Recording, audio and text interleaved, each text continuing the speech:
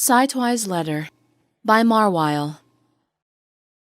Twilight, Sci Twi Sparkle, stood before the wooden door trying her best, but slowly failing, to balance the huge amount of bags and suitcases on her frail body.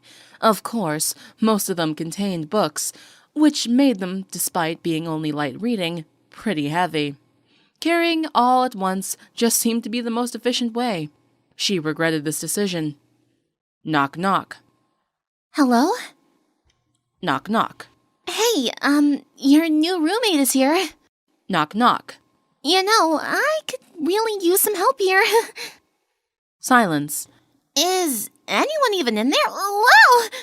Ugh. Crash. Ow. Now I hope nobody is in there. Slowly, Twilight managed to resurface from the pile of bags, and now, after quite literally a weight has been lifted from her shoulders, it became pretty easy to take out the key and open the door to her new dorm room. What she found was an empty room, except for empty tables, empty shelves, and 2 beds, only one of them being empty. The other bed held a suitcase and more bags, which all probably belonged to her new roommate. So, she really isn't here. Twilight thought, glad that she didn't just ruin her first impression on her still unknown roommate. She basically knew nothing about the girl she was supposed to live with, but that didn't stop Twilight, Egghead Sparkle, from making at least 12 possible scenarios for her possible roommate and going crazy because most of them were worst-case scenarios. That someone told her, "I'm sorry for you," while getting the keys definitely didn't help. The bespectacled girl also realized that she forgot to ask for the name of her roommate and cursed herself for this. And so it happened that Twilight stood alone in the nearly empty room and wondered what she could crash. Ow! Came a sudden shout from the other side of the door. Who left her luggage on the floor? Maybe I should bring my things inside. Twilight quickly decided. After carrying in all her stuff, due to recent experiences, only one at a time, Twilight found herself again alone with nothing to do. Of course, she could have started to unpack her things and place them in the room. But what if she put it somewhere wrong? And what if her roommate would then get angry at her? And then she would throw a huge tantrum. And then both of them would be thrown out of college. And then she would have to live on the streets. Or worse, her parents are so disappointed in her that they would send her back to kindergarten. Or, Twilight stopped herself when she realized that no one was there to stop her. Not even her trusty companion was there. The talking dog. Yep, still sounds odd. Spike, whom she had left at home for the moment, because someone there could be allergic to him. Worst case scenario number 7. Or not take the whole talking part very well. Number 7.5. After spending at least 5 more minutes trying to find something to do, she decided to distract herself with the most obvious solution. Reading books. Right now, she didn't have a book that she was particularly interested in reading, so she just started looking through her bags hoping something would catch her interest. And indeed, there was one that did it. An old, brown book. Nothing was on it to make it really stand out besides the emblem of the red and yellow sun. Of course, this ordinary-looking book was in no way ordinary. Sunset's journal. Twilight voiced her thoughts. Right away, Twilight remembered the day she and her friends received this journal. And how couldn't she? The day they would graduate from Canterlot High was supposed to be the happiest day in their lives, though no one did expect that her closest friend, Sunset Shimmer, would come with such a twist. To Twilight's credit, she did notice something was off with the redhead, as during the previous week, Sunset tried everything to spend every free minute with her friends. It was almost like in one of those movies in which someone finds out he's going to die soon, and then does everything he ever dreamed of.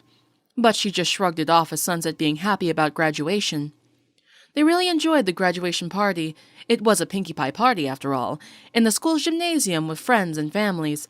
That was until Sunset asked her friends to meet her at the statue in front of the school's entrance. The same statue that housed the portal to the dimension of Twilight's pony princess doppelganger.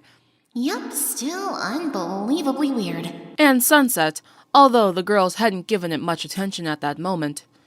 The girls expected some kind of pep talk for the future or a late friendship lesson.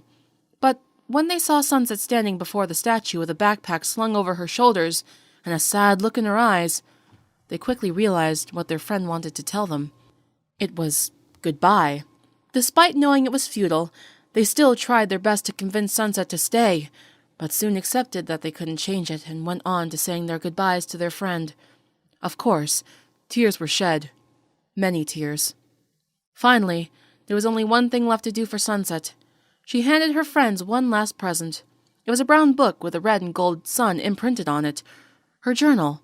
The journal she kept with her since her arrival in this world. The journal she used to write to the other Twilight.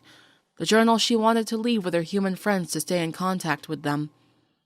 With the final promise that they would see each other again, she stepped through the portal, vanishing from the world without a trace. During the following summer, the girls passed the book around, so everyone got the chance to write with Sunset and ask her about the pony world. Every girl got her questions about Equestria answered. Every girl except one Twilight Sparkle, who had actually tried to avoid the book.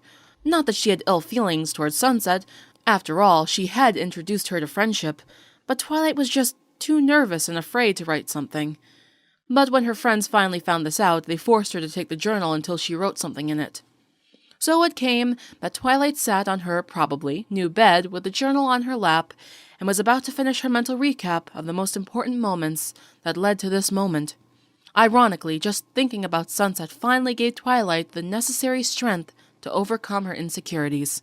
So she pulled out a pen, searched for the first free page, and started to write. She also decided, better or worse, still unclear, to follow her friend's advice by just writing what comes into her mind. Dear Sunset Shimmer, here's Twilight Sparkle, the human one, not the pony princess from the other, or rather, your world, the one you always called Sparky. I think it's obvious who's writing now. You probably already heard this question a few times, but how's your life in Equestria? Do you have fun? Enough to eat? Are those pony counterparts really like the girls here? Did you make amends with your former teacher? Was the last question maybe a bit too personal? Maybe I should write more about me. My life is currently really good. I mean, I'm going to college soon. Right now I'm sitting in my new dorm room and waiting for my new roommate. And I'm really looking forward to going to college with our friends. Look what you did to me. Jokes aside, you know I'm still a bit skeptical about actually calling it magic, but just the fact that we not only got accepted into the same college, but also our dorms being so close to each other is pushing the limits of probability very far. It's as if some kind of higher force wants us to stay together. It seems friendship really is magic. Anyways, maybe I should apologize for not writing to you sooner. I could try to come up with some excuses, but in the end I was honestly just afraid. I was afraid that maybe you've forgotten about me. 'Cause, now you have another Twilight to spend time with, or went on one of those adventures you told us about. But because I got bored of waiting, I started reminiscing about our time together. And I realized you wouldn't have forgotten about me. Or at least face it head on. Even if you're alone at the moment, just knowing to have friends, which always support you, can give you the necessary strength to carry out every task. This does sound like a fitting friendship lesson, right? I think I wrote more than normal, but it feels good to just let it all out.